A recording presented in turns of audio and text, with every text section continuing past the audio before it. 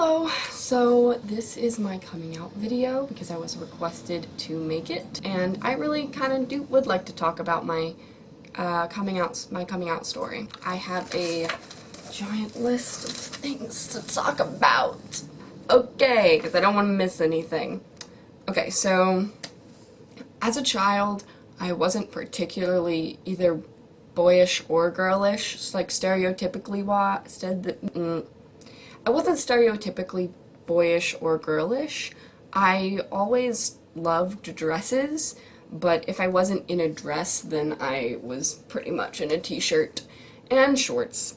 But that was me. I kinda rebelled against makeup for the first, 14 years of my life, and then got into cosplay, and makeup kind of became my life because I wanted to look like a gray alien in my free time. Good life choices. But I was pretty confused for a couple years because I didn't really fit. I went through years of depression and all that horrible stuff that we're not gonna talk about. I didn't really fit into a social mold, and I was kind of just following everybody else, kind of just being what society wanted me to be. And I don't mean to be stereotypical here, but in relationships that I was in, I was always the guy, or I would always take on the male roles in the relationship, whether or not I was with a girl or a guy. So that was a bit weird sometimes, especially if I was with a guy and they were trying to do their manly thing, and I was like, excuse you, no, that is my thing to do. Take a step back! Yeah, so, okay. For a while, I completely embraced my girl side, and I was kind of just going, and then I realized that I was just trying to be a carbon copy of one of my friends, because I saw that that's what got you into the popular crowd. That's what people liked. That's what society wanted. So I just kind of molded myself into that perfect little girl, and that was my life for a while. After I realized that I was doing that, I started to explore my gender.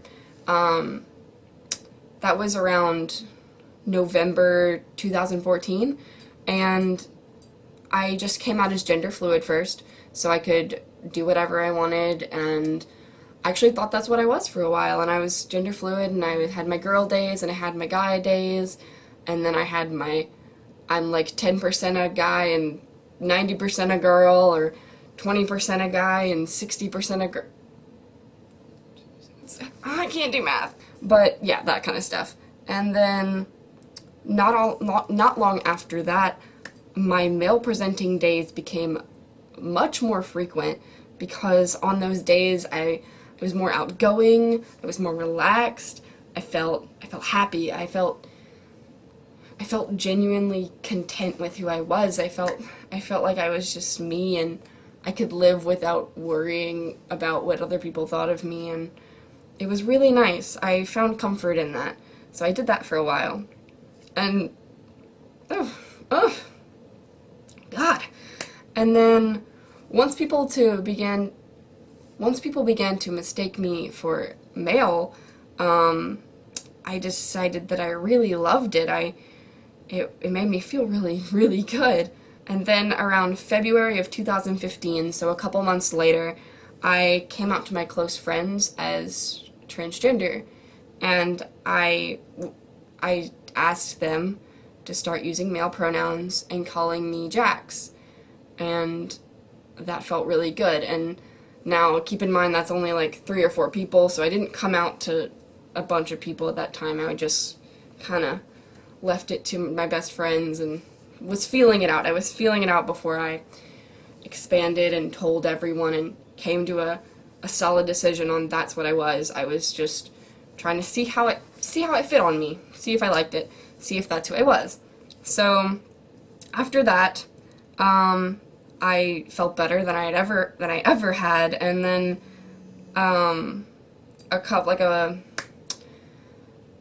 a week or two later, I came out to my entire school, which meant I came out to the teachers that I was close to, because I have a theater teacher that I feel comfortable telling that. I came out to my English teacher, who is young and pretty accepting, so they started calling me Jax, and therefore people in my class kind of caught on, because my school's pretty accepting, so they started calling me Jax and trying to use he pronouns, that's a little bit difficult for everybody. It was difficult for me at first because, it's habit.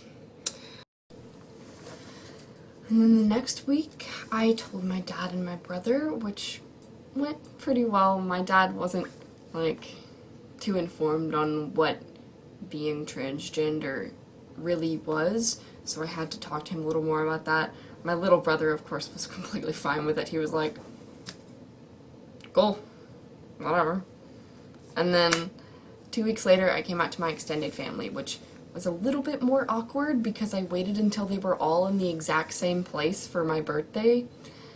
And it was just awkward, but I got it out of the way, and everyone was fine. I had come out to my grandmother a couple days before that, before coming out to my extended family, and grandparents are always going to be a little bit more hesitant because they're kind of they're usually stuck in their ways. But sorry, I'm watching my guinea pig. I don't know what you're doing. I just want to say that if you're watching videos like this, like coming out videos, to see if other people's stories are similar to yours, or to try and validate the way you're feeling, not everyone's story is going to be the same. Most people's stories are going to be very different. So if you're watching this trying to validate the way that you're feeling, just know that simply because you're feeling it, it's valid. It is a valid feeling, and you are completely right in feeling what you are feeling. And that may change, and my story changed so much. I went from cis female to gender fluid to trans male. Your feelings change, and you may not figure out who you are for a long time, and you may not transition as fast as I have been, but that doesn't make your story any less valid. And I guess that's the message that I want to send with this video. Alright, I hope if you're coming out to your family soon or coming out to your friends, I wish the best for you. Good luck.